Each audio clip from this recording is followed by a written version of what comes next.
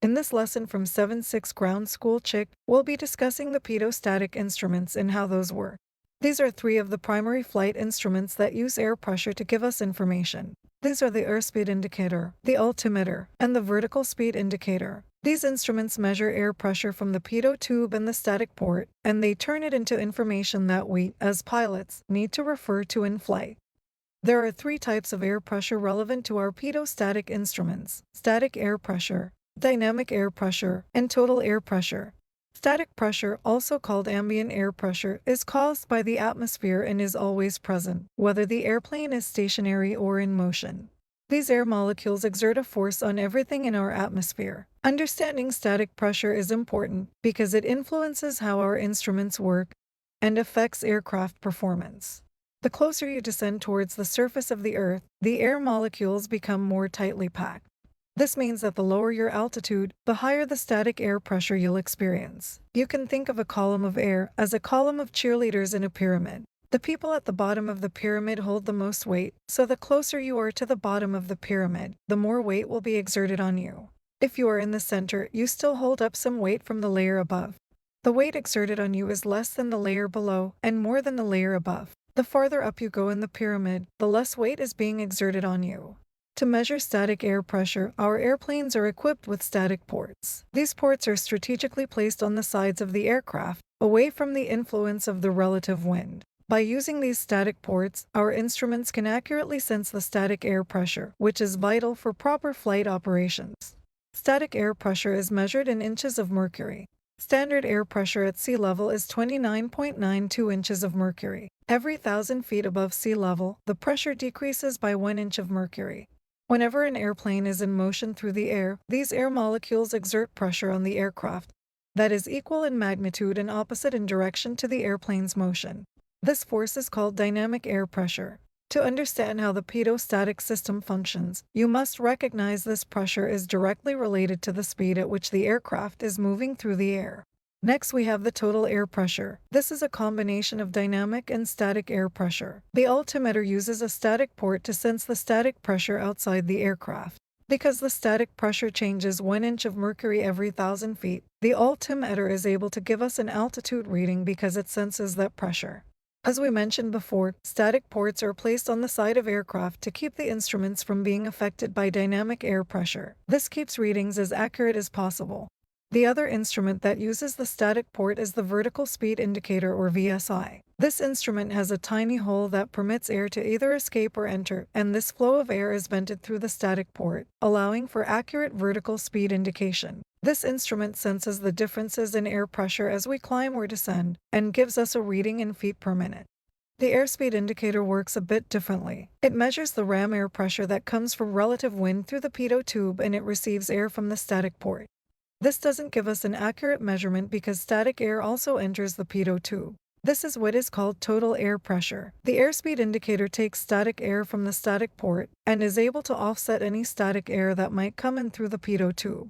In order to get the most accurate airspeed indications as possible, the pitot tube is normally placed in a location where it won't be affected by the air being pushed back by the propeller. However, the readings of the pitot tube can be affected by its angle in relation to the relative wind. High angles of attack and different airplane configurations can affect the accuracy of the airspeed indicator because these angles can make it difficult for the ram air to enter the pitot tube. Each aircraft is different, but every airplane has some kind of error caused by this.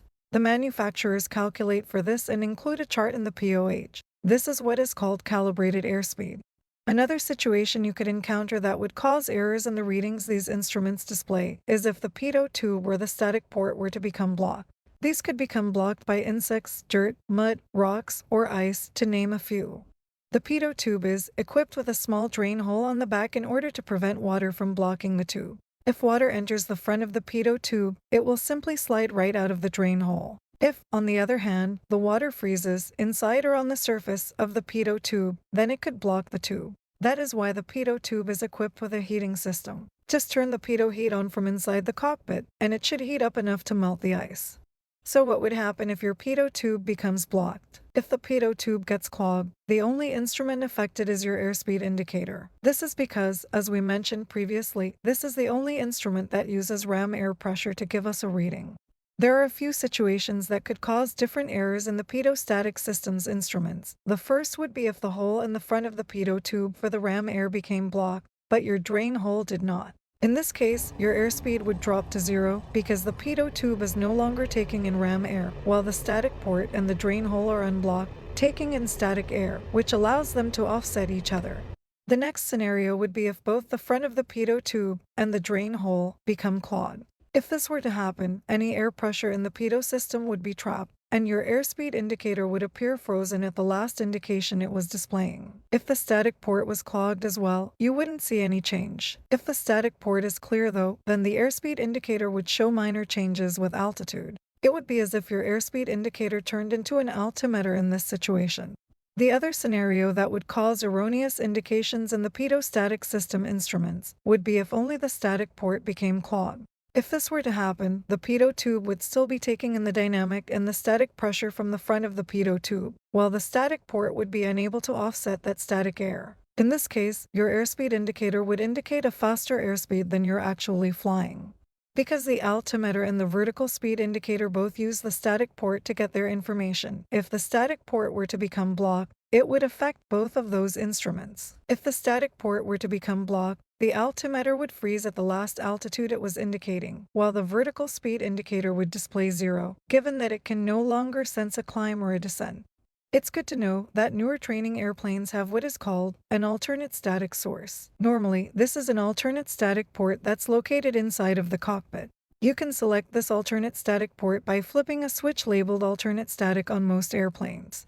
Just be present to the fact that, when you use the alternate static source, it is not quite as accurate as the one on the outside of the airplane. This is because the pressure difference on the inside of the airplane is slightly different than outside. If your airplane doesn't have an alternate static source, one thing you can do is break the glass on any of the static instruments. If you do this, it is recommended that you break the glass on the vertical speed indicator, because the VSI is the least important static source instrument for flight.